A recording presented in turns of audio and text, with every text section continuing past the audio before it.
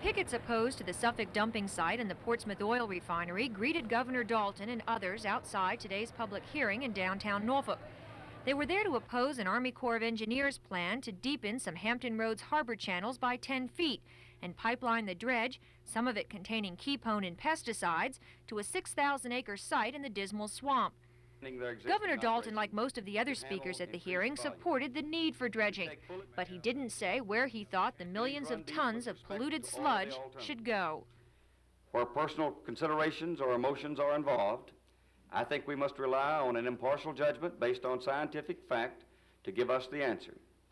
I would express the strong hope that the Army Corps of Engineers will feel justified in continuing its study of the proposal and the disposal alternatives with the objective of approval at an early date.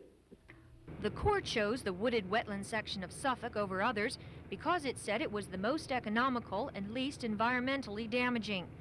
But Suffolk Mayor J.W. Nelms testified today that the loss of the timberland would reduce the city's already meager tax base.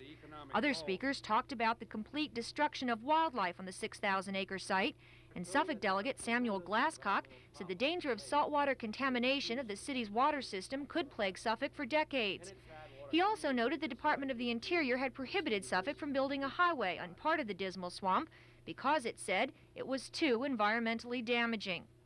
And it seems a little strange to us that we have so much difficulty acquiring the use of 12 acres for a highway, and yet another agency of the federal government says it is perfectly all right to use 6,000 acres to dump material that some authorities say is too hazardous to dump at sea. The channel deepening and sludge disposal site plan must still go through a lengthy federal and state review process, much like the one used for the Portsmouth oil refinery. After that, final authorization must come from Congress. But even with that approval, the Army Corps of Engineers says construction on the project couldn't begin for at least 10 years.